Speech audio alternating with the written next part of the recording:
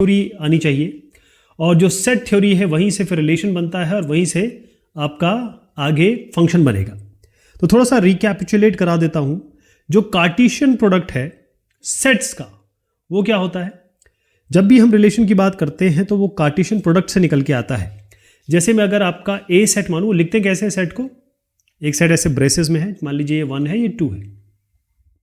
ये सेट आपका बी लिख देते हैं, ये है एक्स और वाई।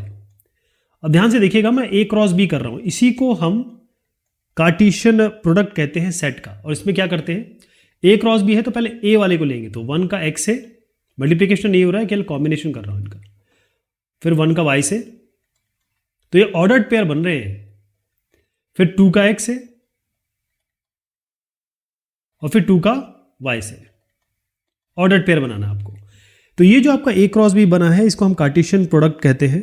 और जो रिलेशन बनता है इसमें, अगर ए और बी दो सेट हैं तो रिलेशन क्या होगा? From set A to B. ध्यान रखिएगा, रिलेशन जो होता है from set A to B, इस तरीके से लिखा जाता है ये, या ए क्रॉस बी भी लिख सकते हैं, क्योंकि रिलेशन जो होता है वो सबसेट होता है इस ए क्रॉस बी का, इसी के अंदर होगा रिलेशन, इसी से बनाया जाएगा। ओके, तो रिलेशन ये होता है, सबसेट होता है ए क्रॉस बी का, राइट। अब अगर हम ये कहें कि डोमेन क्या होगा और रेंज क्या होगा, तो आपको इसमें ज़्यादा समझने की ज़रूरत नहीं है। जब अगर आपने सेट थ्योरी अच्छे से देखी होगी तो आपको आइडिया लग गया होगा। डोमेन, हर एक जो पहला मेंबर आ रहा है वो डोमेन है, इसको हम डोमेन कहेंगे रिलेशन का। और रेंज जो एक रिलेशन का होगा वो आपका जो दूसरा मेंबर आ रहा है एक्स वाई, ये एक्स और वाई, तो रेंज इसमें एक्स वाई हो जाएगा, डोमेन हो जाएगा इसमें 1 और 2। लेकिन ये जो मैं रिलेशन बता रहा हूं ये केवल शब्द नहीं है, ये सेंटेंस से आएगा। जैसे एक रिलेशन होगा, जैसे आप किसी से बड़े हैं तो रिलेशन उससे बनेगा। अभी केवल समझने के लिए है, लेकिन जब हम क्वेश्चन करेंगे तो आपको क्लियर हो जाएगा कि हम किसकी बात कर रहे हैं। तो रेंज पहला होता है मेंबर, और जो डोमेन होता है पहला मेंबर होता है, रेंज जो है इसका दूसरा मेंबर होता है। तो कितने टाइप के रिलेशन हो सकते हैं, रिलेशन के क्या क्या टाइप हो सकते हैं? तो उसमें एक वॉइड रिलेशन होता है, इसमें आपको बस यही समझना है कि जो फाई होता है, यानी कि कुछ भी नहीं, रिलेशन अगर खाली है, जैसे आपने कहा कि एक रिलेशन मुझे बनाना है और मैं आपको एक सेट दे दूं, देखिएगा इसको समझने की कोशिश करिए कि ए में आपका है 1 2 3 4 5, और मैं आपके सामने एक रिलेशन रख रहा हूं। अब आप रिलेशन भी समझेंगे इससे, एक रिलेशन रख रहा हूं, और रिलेशन को मैंने कहा रिलेशन हमेशा कहीं ना कहीं आपके एक सेंटेंस में होता है या कोई ना कोई रिलेशन फॉलो करता है। जैसे ये देखिएगा, ये रिलेशन मैंने कहा कि ऑर्डर्ड पेयर है, लेकिन ये ऑर्डर्ड पेयर इस तरीके से होना चाहिए कि a माइनस बी बराबर 12 हो। अब इसमें से आप देख लीजिए, कोई भी ऑर्डर्ड पेयर उठाइए, जैसे मैं 3 और 4 उठाता हूँ, 3 माइनस 4 क्या 12 होता है? नहीं होता। चलिए ये उठा लेते हैं 5 माइनस 4, क्योंकि यही मुझे सबसे बढ़िया दिख रहा है, या 5 माइनस 1 देख लेते हैं, क्या ये 12 बन रहा है? ये 12 कोई भी नहीं बन रहा है, तो पॉसिबल ही नहीं है। इसमें दो अगर आप मेंबर ले लें और कहें कि भाई इसका सब्ट्रैक्शन 12 आ जाए, तो कभी हो ही नहीं सकता। तो बेसिकली इसका रिजल्ट आएगा 5। इसको हम कहते हैं वॉइड रिलेशन। क्या कहते हैं? Void relation. और यूनिवर्सल रिलेशन क्या होता है? यूनिवर्सल रिलेशन तो सीधे से आप यहाँ पर आ जाइए, ये जो मैंने आपको बताया ए क्रॉस बी, ए क्रॉस बी यूनिवर्सल रिलेशन होता है, यानी कि दो सेट का जो कार्टेशियन प्रोडक्ट होगा वही आपका रिलेशन जो होगा वो आपका पूरा का पूरा, जिसे हम कहेंगे कि यूनिवर्सल सेट हो जाएगा, राइट। अगर अब मैं आपसे बात कहूँ कि आइडेंटिटी रिलेशन क्या होता है, तो आइडेंटिटी रिलेशन ये होता है कि जैसे मान लीजिए आपको मैंने सेट दिया ए 1 2 3, तो इसमें क्या बनेगा? आइडेंटिटी 1 2 3 है, ये भी सेट 1 2 3 है, आइडेंटिटी ये होगा 1 1 2 2 3 3। तो कोई भी सेट जिसमें 1 1 2 2 3 3 आएगा उसको हम आइडेंटिटी सेट कहेंगे। अगर मैं आपके साथ आपको ऐसे लिख दूं कि 1 1 और 2 2, क्या ये रिलेशनशिप है? क्या ये कोई रिलेशन है? इसमें आइडेंटिटी है? ये नहीं है, क्योंकि इसमें 3 3 की कमी है। 1 1 2 2 है, 3 3 नहीं है, राइट। अब सबसे इंपॉर्टेंट बात आती है इस पूरे डिस्कशन में, हम इक्विवेलेंस रिलेशन की बात करेंगे, लेकिन इक्विवेलेंस रिलेशन को समझने से पहले हमको 3 तरीके के रिलेशन समझने पड़ेंगे। सबसे पहला होता है, इसमें मैं इक्विवेलेंस रिलेशन की तरफ आपको बढ़ा रहा हूं, सबसे पहली चीज होती है इसमें रिफ्लेक्सिव रिलेशन। रिफ्लेक्सिव रिलेशन थोड़ा शॉर्ट में लिखूंगा मैं, क्योंकि टाइम ज़्यादा चला जाएगा उसमें, हर चीज़ शॉर्ट में लिखूंगा मैं। रिफ्लेक्सिव रिलेशन का ये मतलब ये होता है कि हर एक एलिमेंट सेट का वो अपने से रिलेटेड हो। कहने का मतलब ये है, अगर मैं कह रहा हूं कि आर रिलेशन रिफ्लेक्सिव है, तो क्या होगा? इसका मतलब ये होता है कि ए कॉमा ए ये सेट आर रिलेशन को बिलोंग करता है। मतलब अगर ए किसी भी सेट ए को बिलोंग करता है तो ए कॉमा ए उस रिलेशनशिप को बिलोंग करेगा। कहने का मतलब क्या है, फिर से आप उसी एग्जांपल को ले लेते हैं। जैसे हमने एक सेट लिया 1 2 3, ये एक सेट है हमारा। हम रिलेशन कह रहे हैं कि एक रिलेशन में बना रहा हूं आपके सामने। अब मुझे आप बताइए ये रिफ्लेक्सिव है कि नहीं। 1,1 2,2, ये हो गया 3,3 1,3 और 2,1। बताइए ये है कि नहीं। ये रिफ्लेक्सिव रिलेशन है। उसका कारण क्या है कि इसमें 1 से रिलेटेड है, 2 से रिलेटेड है, 3 से रिलेटेड है, बाकी कुछ भी आता रहे कोई दिक्कत नहीं है। मैंने बस ये कहा कि ए बिलोंग करना चाहिए इस रिलेशन को। ऐसे नहीं कि केवल यही, अगर मैं इनको हटा दूं तो ये आपका आइडेंटिटी सेट बन जाएगा, ये आइडेंटिटी रिलेशन बन जाएगा। मैं बात कर रहा हूं कि 1 1 2 2 3 3 आपको इस रिलेशन में दिखना चाहिए, बस बाकी कुछ भी आता रहे। क्लियर। ये रिफ्लेक्सिव रिलेशन हो गया। इसके बारे में और भी क्वेश्चन हम देखेंगे तो समझ जाएंगे। दूसरा जो है इसमें दूसरी इंपॉर्टेंट बात आती है, वो आता है सिमेट्रिक रिलेशनशिप। रिफ्लेक्सिव समझ गया, ध्यान रखिएगा ये तीनों रिफ्लेक्सिव। अब बात कर रहा हूं मैं सिमेट्रिक की। सिमेट्रिक का मतलब ये क्या होता है कि एक रिलेशन अगर आर है, किस सेट पे, किसी एक सेट पे बनेगा ये सिमेट्रिक रिलेशन तब होगा जब ए कॉमा बी अगर ये आता है कि उस रिलेशन में बिलोंग करता है, तो इसका मतलब ये है, इट इंप्लाइज कि बी कॉमा ए भी उस रिलेशन को बिलोंग करेगा। आपको समझ में आ रहा है। अगर ए रिलेटेड है बी से तो बी भी रिलेटेड होगा ए से। तो इसका अगर हम क्वेश्चन देखना चाहें तो क्या कैसे लगाएंगे। अब देखें, आपका मैं फिर से सेट ले रहा हूं ए, हमेशा सेट पे चलता है और उससे रिलेशन बनता है। इसी का जो कार्टेशियन प्रोडक्ट हो उसी से रिलेशन बनेगा। अब आप देखें, मैं आपके सामने एक रिलेशन लिख रहा हूं 1,3 1,4 3,1 2,2 और 4,1। ठीक। अब इसमें से बताइए मुझे कि ये रिलेशनशिप आपका सिमेट्रिक है कि नहीं। और उसका कारण क्या है कि ये सिमेट्रिक है कि नहीं और कैसे हमें पता करेंगे। देखिए, अगर ए बी से रिलेटेड होगा तो बी ए से होगा, यानी कि अगर आपको ए बी दिख रहा है तो बी ए भी रिलेशन में होना चाहिए। बस इतना देखना है आपको। 1 3 है तो 3 1 ढूंढिए, है। 1 4 है तो 4 1 ढूंढिए, है। इसको नहीं करना आपको, बाकी चीज़ को भूल जाइए, है ना। ये तो खैर 2 से रिलेटेड है। अगर इसको ए मान लूँ, इसको बी मान लूँ, अलग अलग मान लूँ, तो बी ए बी है, क्योंकि 2 2 है तो 2 2 है। लेकिन अगर यहीं पे मैं 1 1 2 2 3 3 1 1 ऐसे बना दूँ, 1 1 2 2 3 3 और 1 3, अगर मैं ये एक रिलेशन 2 आपको दे दूं तो आप बताइए ये आपका सिमेट्रिक है कि नहीं। वो सिमेट्रिक नहीं है। जैसे मैंने आपको कहा कि अगर 2 2 में हम ए और बी और ए और बी मान लें, इसको अलग अलग भी मान लें, तो अगर ये 2 2 से रिलेटेड है तो फिर यहाँ पर बी ए भी हो गया, 2 2 से रिलेटेड है, ये 2 2 से रिलेटेड है, तो ये तो सही हो गया। तो इसका मतलब 1 1 2 2 3 3 इस लॉजिक से तो सही हो जाता है। लेकिन अगर 1 3 है तो यहाँ पर आपको 3 1 जरूर दिखना चाहिए, इसलिए गलत हो गया, ये सही हो गया, ये सिमेट्रिक है। नेक्स्ट वाला जो इसमें तीसरा इंपॉर्टेंट चीज आती है वो है ट्रांजिटिव। मैं आपको ले जा रहा हूं किसकी तरफ, इक्विवेलेंस रिलेशन की तरफ। तो ट्रांजिटिव का मतलब ये होता है कि अगर हम ये बार बार हम जो बात करेंगे, एक सेट हम ए लेंगे, सेट में एलिमेंट्स होंगे और हम इस पे डिफाइन करते हैं एक रिलेशन। ध्यान रखिएगा, हर बार यही करेंगे। तो ट्रांजिटिव का मतलब ये है कि अगर इस सेट के अंदर ए और बी है और ये आपके ये ऑर्डर्ड पेयर इस रिलेशनशिप में है और बी और सी भी है इस रिलेशन में, तो B A B B C है, बी कॉमन दिख रहा है ना, तो ए सी भी होना चाहिए। कहने का मतलब ए सी भी इस रिलेशन में आना चाहिए, तब ये आपका ट्रांजिटिव रिलेशन कहलाएगा। अब इसके लिए हम एग्जांपल अगर देखें तो हमारा क्या बन सकता है। इसमें आपकी बुक में कुछ एग्जांपल दिए हुए हैं। अब इसमें एक ले लेता हूं मैं। ठीक, इसमें जो एग्जांपल दिया हुआ है मैं ले रहा हूं 1.5 इसका पेज नंबर, अगर आप देखना चाहें तो रिलेशन में। देखिए, पहली चीज़ ये है कि on a set of n natural number the relation r is defined by. मैंने कहा ना, रिलेशन हमेशा डिफाइन होता है। तो x y और y, ये रिलेशन इस तरीके से डिफाइन है कि x is less than y, x y से बड़ा है।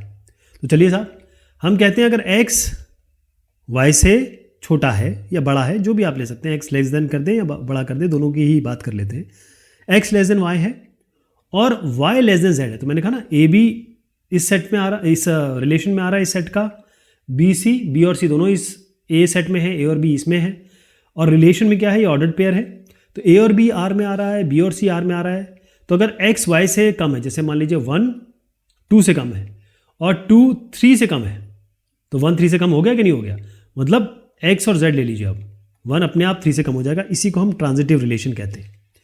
अब क्योंकि हमने सिमेट्रिक की बात की है तो ज़रूरी बनता है कि हम एंटी सिमेट्रिक की भी बात कर लें। एंटी सिमेट्रिक भी समझना बहुत ज़रूरी है, क्योंकि एंटी सिमेट्रिक रिलेशन हमको ले जाएगा, इसमें ए सिमेट्रिक आता है, एंटी सिमेट्रिक आता है, बहुत सारी चीज़ें इसमें आती है, लेकिन क्योंकि हमारी किताब में सिमेट्रिक रिफ्लेक्सिव ट्रांजिटिव के बारे में ज़्यादा बात हुई है, तो एंटी सिमेट्रिक और देख लेते हैं। इसी सिमेट्रिक में ही जोड़ता हूँ मैं, इसी सिमेट्रिक में एंटी सिमेट्रिक जोड़ रहा हूँ। अब आप देखें, इसमें हमने कहा था ए और बी अगर इस रिलेशन को बिलोंग करते हैं, मतलब ये ऑर्डर्ड पेयर इस रिलेशन को है जो कि इस सेट से बना है, और बी ए भी इस रिलेशन को बिलोंग कर रहा है जो भी इस सेट से बना है, तो हम कहते हैं कि A B belong to R, तो बी ए भी होना चाहिए। यही पे मैं आपसे कहता हूँ कि अगर ए और बी आर को बिलोंग करते हैं और बी ए भी आर को बिलोंग करते हैं, मतलब इस रिलेशन में है, इसमें आते हैं, तो ए और बी बराबर होने चाहिए। ठीक है, तो अब आप बताइए, जब ए और बी बराबर होंगे तो क्या आना चाहिए, कौन सा हम इसमें लेंगे, इसको हटा दीजिए, 1 1 2 2 3 3, बस ये जो सेट है ये आपका एंटी सिमेट्रिक हो जाएगा। क्योंकि जो अगर ये 1 1 है, 2 2 है, 3 3 है, और ए बी और बी ए है, दोनों बिलोंग कर रहे हैं, तो ए और बी बराबर होना चाहिए। इससे तो आपको नहीं समझ में आएगा, जैसे हम क्वेश्चन करेंगे ना, तो आप देखेंगे कि उसमें एक्स वाई या कोई एक्सप्रेशन दिया होगा, तब आपको ज़्यादा समझ में आ जाएगा। तो ये हमने जो बात की है अभी, वो बात की है आपकी यहाँ तक। अब इसके आगे जो अगली चीज़ आ रही है वो है इक्विवेलेंस रिलेशन। तो इक्विवेलेंस रिलेशन के हिसाब से आपको ये तीनों चीज़ें जाननी पड़ेंगी, और हम ये तीनों जान गए हैं, तो अगला जो हम लेने वाले हैं वो हमारा में कई सारे रिलेशन आते हैं, जिसमें हमने 3 रिलेशंस की बात की थी।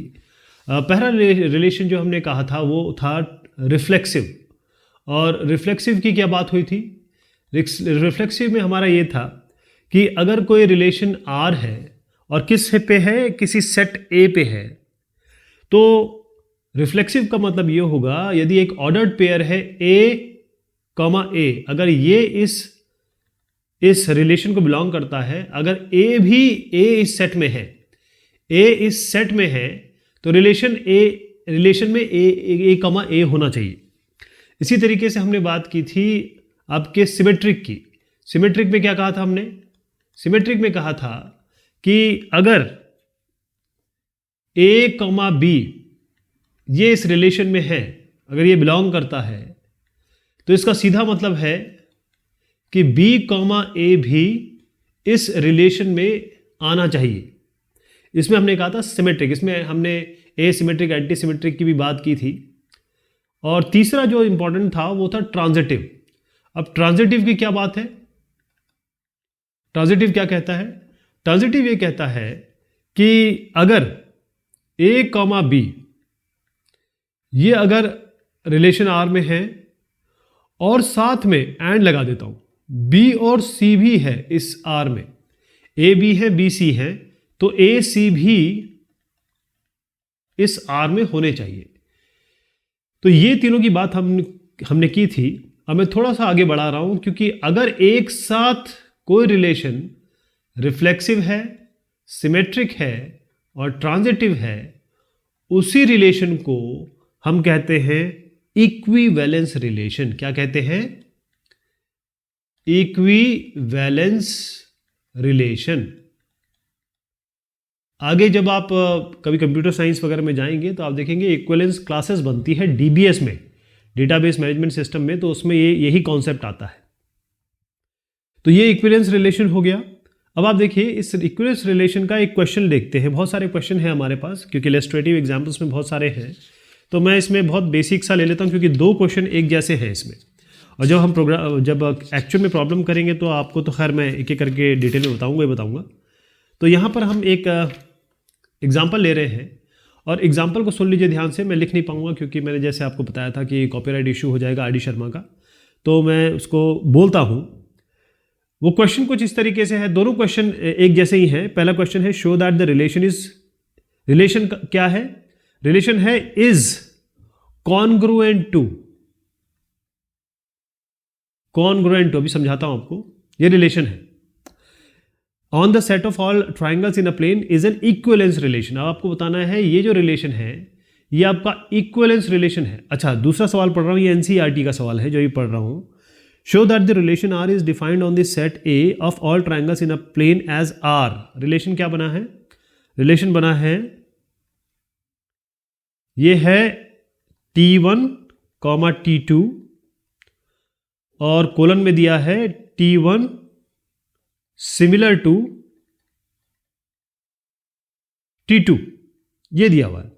कहने का मतलब ये है कि ये जो रिलेशन है इज कॉन्ग्रुएंट टू, और यहां जो एग्जाम्पल 3 है, एग्जाम्पल 2 ये है, एग्जाम्पल 3 ये है कि T1 T2 जिसमें T1 सिमिलर है T2 के। तो यहां ये बात कही गई है कि एक ट्रायंगल दूसरे ट्रायंगल से या तो कॉन्ग्रुएंट है या सिमिलर है। ये दोनों क्वेश्चन हैं, हम इसको एक ही तरीके से सॉल्व करेंगे और बताएंगे कि ये कॉन्ग्रुएंट है या सिमिलर है, ये कैसे इक्विवेलेंस रिलेशन होता है। इक्विवेलेंस रिलेशन में आपको सबसे पहले क्या तय करना है, सबसे पहले आपको ये बताना है कि ये रिफ्लेक्सिव है, रिफ्लेक्सिव है। तो पहला क्या लेंगे, पहले मैं चेक कर रहा हूं रिफ्लेक्सिविटी। क्या चेक करेंगे, रिफ्लेक्सिविटी। आपको तीनों चेक करनी पड़ेगी। तो मैं सिमिलैरिटी को ध्यान में दे रहा हूं, है ना, क्योंकि कॉन्ग्रुएंट तो आप पता है, कॉन्ग्रुएंट मतलब एग्जैक्टली एक जैसा होना चाहिए, एकदम एक के ऊपर एक रखें तो बिल्कुल side by side, vertex by vertex match होना चाहिए। लेकिन जहां हम सिमिलर की बात करते हैं, सिमिलर मतलब छोटा बड़ा साइज हो सकता है लेकिन होने एक जैसे चाहिए। तो इसमें बहुत सारे रूल है, जैसे RHS रूल है, एंगल है, साइड एंगल साइड है, ऐसे बहुत सारे रूल्स हैं जो सिमिलैरिटी और कॉन्ग्रुएंसी को डिफाइन करते हैं कि भाई ये दोनों ट्रायंगल कैसे हैं।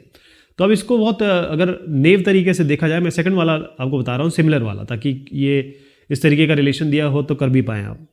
अब देखिए, सबसे रिफ्लेक्सिविटी में हर एक ट्रायंगल अपने आप से सिमिलर तो होता है। यानी कि अगर मैं T1 T2 में TT कह दूं, इसी को ले रहा हूं, T1, T2 दोनों ही एक जैसे एक ट्रायंगल है।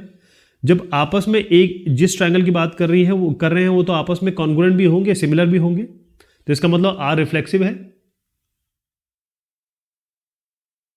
हर ट्रायंगल, अगर ये ट्रायंगल है और ये अपने साथ ही आप इसको देख रहे हैं तो ये तो अपने अपने जैसा ही है और कॉन्ग्रुएंट भी है, मतलब एग्जैक्टली सेम साइज शेप का है।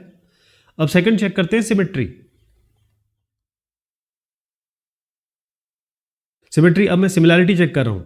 अब आप देखिए कि मान लीजिए हम यहीं से शुरू करते हैं, T1 और T2 दो ट्रायंगल हैं, T1 और T2 ये दो ट्रायंगल हैं हमारे पास, और हम कह रहे हैं कि ये आपके रिलेशन में बिलोंग कर रहे हैं।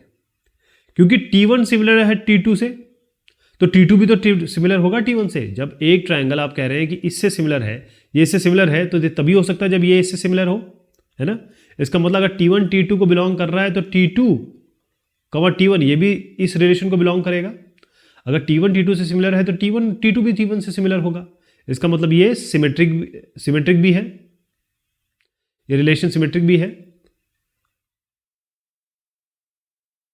तीसरा चेक कर लेते हैं। अच्छा, ये जो सिमेट्रिक बोल रहा हूं और रिफ्लेक्सिव बोल रहा हूं मैं, सिमिलैरिटी के लिए इसको आप कॉन्ग्रुएंसी में भी जोड़ दीजिए, क्योंकि कॉन्ग्रुएंट सिमिलर एक ही बात हो रही है इस इक्विवेलेंस रिलेशन के हिसाब से, क्योंकि एग्जाम्पल 2 एग्जाम्पल 3 एक साथ करा रहा हूं मैं आपको। अब तीसरी बात इसमें आती है कि भाई ट्रांजिटिव है कि नहीं। तो इसके लिए हम क्या करते हैं, T1 ले लेते हैं, T2 ले लेते हैं, T3 ले लेते हैं। T1 हो गया, T2 हो गया, T3 हो गया, ये तीन ट्रायंगल हैं अलग अलग।